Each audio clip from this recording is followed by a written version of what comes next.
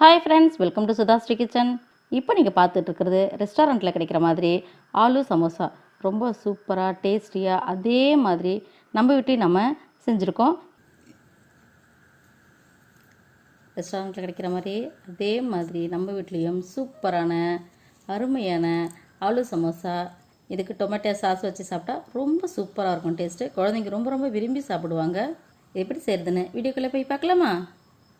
உருளைக்கிழங்கு சமோசா செய்கிறதுக்கு முதல்ல ஒரு 6 உருளைக்கிழங்கை நான் நல்லா வேக வச்சு வச்சுருக்கேன். இந்த மாதிரி இப்போ சூடு ஆறட்டும், தோலெல்லாம் உரிச்சிடுவோம்.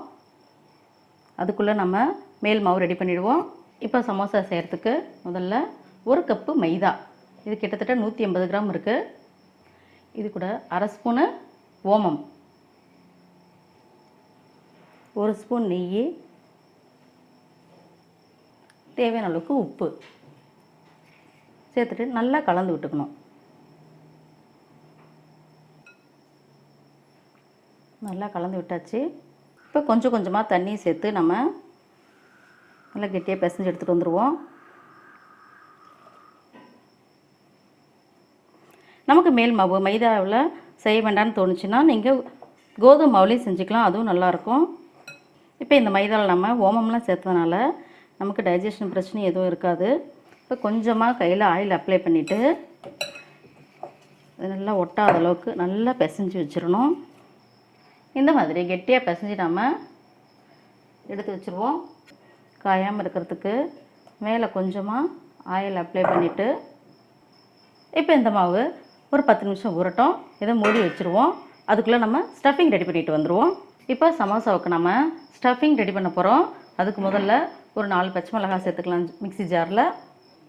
ஒரு விரல் அளவுக்கு இஞ்சி நான் கட் பண்ணி வச்சுருக்கேன், அதையும் இந்த மிக்ஸி ஜாரில் சேர்த்துக்கிறேன். மல்லித்தழை ஒரு 1/2 கப்பு, புதினா தழை ஒரு 1/2 கப்பு, ஃப்ரெஷ் பட்டாணி பச்சை பட்டாணி இருக்குல்ல அது ஒரு 1/2 கப்பு, சோம்பு 1 டீஸ்பூனு,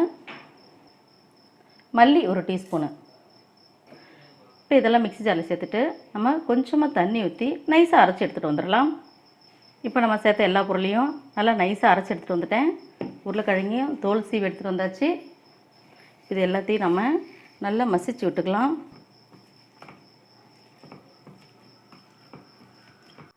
இப்போ மசாலாவும் ரெடியாக இருக்குது. நம்ம உருளைக்கிழங்கையும் மசிச்சு எடுத்துகிட்டு வந்திருக்கோம். நடுவில் குட்டி குட்டி பீஸ் தெரியணும், அப்போ தான் நல்லாயிருக்கும் சாப்பிடும்போது. அடுத்தது ஸ்டஃபிங் எப்படி ரெடி பண்ணுறதுன்னு பார்க்கலாம். ஸ்டஃபிங் செய்கிறதுக்கு முதல்ல வானிலையில் ஒரு 2 ஸ்பூன் ஆயில் ஊற்றிக்கலாம். எண்ணெய் காஞ்சதும் 1/2 ஸ்பூன் சீரகம் பொரிஞ்சதும் நம்ம அரைச்சி வச்சுருக்கிற இந்த விழுதை சேர்த்துக்கலாம்.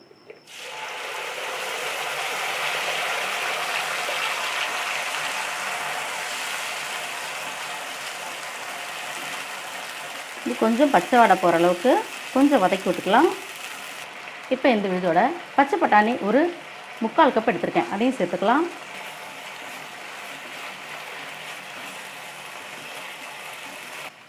உப்பு ஒரு 1/2 ஸ்பூன் சேர்த்துக்கலாம். மஞ்சள் பொடி 1/2 ஸ்பூனு. நம்ம ஏற்கனவே பச்சை மிளகாலாம் போட்டு அரைச்சதுனால மிளகாய்த்தூள் 1/2 ஸ்பூன் போதும். மல்லிப்பொடி 1 ஸ்பூனு, காஞ்ச மாங்காய் பொடி அமைச்சர் பொடி இருக்குல்ல அது ஒரு 3/4 ஸ்பூனு. இதெல்லாம் சேர்த்து நம்ம நல்லா கலந்து விட்டுக்கலாம். இப்போ இதை மிக்ஸ் ஆகிற அளவுக்கு நல்லா நம்ம வதக்கி விட்டுட்டு பேனில் ஒட்டாத அளவுக்கு நல்லா வதங்கி வந்துடுது. இப்போ நம்ம கூட கொஞ்சமாக தண்ணி சேர்த்துக்கலாம்.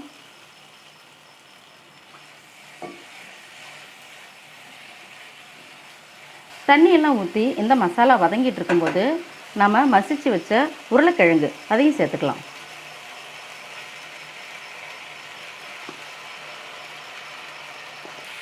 இப்போ ரெஸ்டாரண்ட்டில் கிடைக்கிற அதே மாதிரி கலர் நமக்கு ஸ்டஃபிங் ரெடியாகிட்டே இருக்குது. கொஞ்சம் கொஞ்சமாக உருளைக்கிழங்கும் தெரிஞ்சால் தான் நமக்கு சாப்பிடும்போது நல்லாயிருக்கும். இந்த உருளைக்கிழங்கு பட்டாணி மசால் நல்லா கலந்து விட்டுட்டே இருக்கும். இப்போ இதை கூட மல்லித்தழை தூவிடுவோம். மல்லித்தழை தூவி நல்லா நம்ம கலந்துருவோம். கடைசியாக கரம் மசால் தூள் தூவிட்டு நம்ம கலந்துருவோம். இந்த கரம் மசாலா நல்லா ஒன்று சேர நமக்கு கலக்கிற வரைக்கும் நம்ம இதை வதக்குவோம். இது கடைசியில் தான் சேர்க்கணும், அப்போ தான் வாசனை நல்லாயிருக்கும். ஆலு சமோசாவுக்கு ஸ்டஃபிங் ரெடி பண்ணிட்டோம். அடுத்தது சமோசா எப்படி செய்கிறதுன்னு பார்க்கலாம். ஸ்டஃபிங் ரெடி பண்ணிட்டோம், அடுத்தது மாவு எப்படி செய்கிறதுன்னு பார்க்கலாம். இந்த மாதிரி குட்டி குட்டி உருண்டையாக நம்ம ரெடி எடுத்து வச்சுக்கலாம். இப்போ இந்த மாதிரி குட்டி குட்டி உருண்டைகளாக நம்ம ரெடி பண்ணி வச்சுக்கலாம்.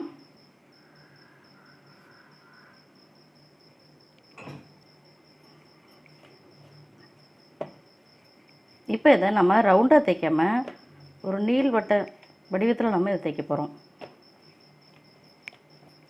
நீள்வட்டமாக தேய்ச்சாச்சு. இப்போ பாதி அளவுக்கு நம்ம அளவு எடுத்துக்கலாம். இது சரியாக இருக்குது.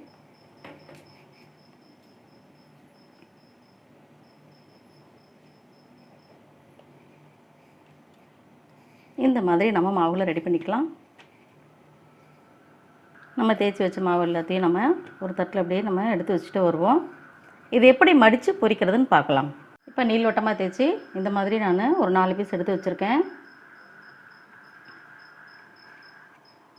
இப்போ இந்த மாதிரி முதல்ல எடுத்துக்கணும்.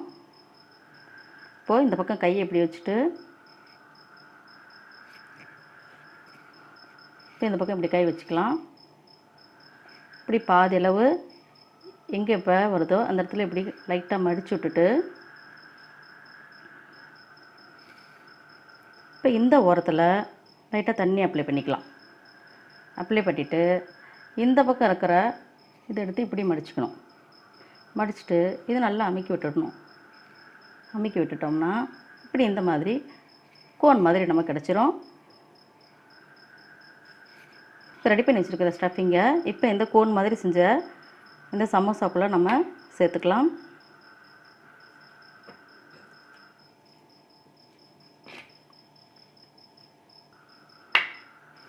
நிறைய மசாலா வச்சா செஞ்சால் தான் நல்லாயிருக்கும். நல்லா அமுக்கி விட்டாச்சு. இப்போ இந்த பக்கம் கொஞ்சம் நிறைய மாவு இருக்கும், அதனால் லைட்டாக ஒரு மடி மடிச்சுக்கலாம். மடிச்சுட்டு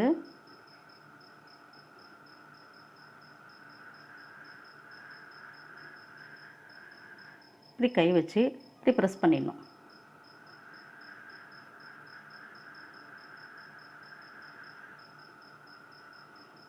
தண்ணி தொட்டும் செய்யலாம், இப்படியும் செய்யலாம். இப்போ நம்மளோட ரெஸ்டாரண்ட்டில் எப்படிலாம் கிடைக்குது, இப்படி முக்கோணமாக கிடைக்கும் பார்த்தீங்களா? அப்படி நிற்க வச்சா அப்படி நிற்கும். இப்போ இந்த மாதிரி எல்லாத்தையும் நம்ம ரெடி பண்ணிட்டு வந்துடலாம். இன்னொரு வாட்டி செய்யலாம் பாருங்கள். சென்ட்ரு பார்த்துக்கணும் முதல்ல.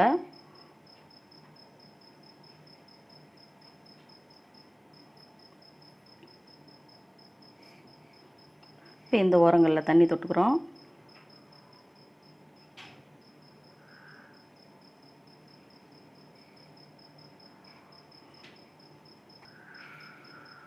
தண்ணி தொட்டுட்டு லாஸ்ட் வரைக்கும் அதை நல்லா ப்ரெஸ் பண்ணிக்கணும். இப்போ நமக்கு ஒரு கோன் ஷேப் கிடச்சிருச்சு.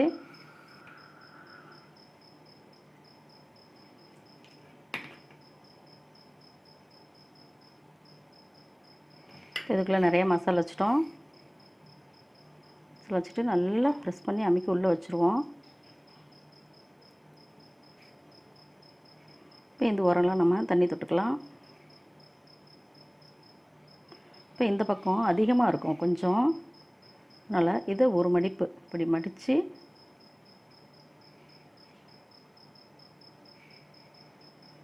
ரெண்டையும் சேர்த்துருவோம். சேர்த்துட்டு இப்படி கையில் வச்சு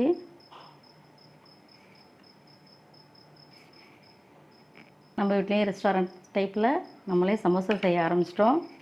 இதே மாதிரி எல்லாத்தையும் செஞ்சு எடுத்துகிட்டு வந்துடுறேன்.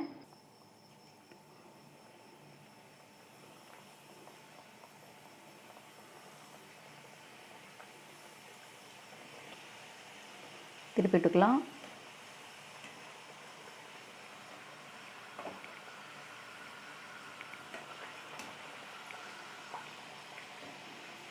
நம்ம ஒட்டினது கரெக்டாக இருக்குது, அதனால் பிரிய கூட இல்லை. நல்லா கலர் மாறட்டும், அப்போ தான் நல்லாயிருக்கும். முறுமுறுன்னு சூப்பராக இருக்கும்.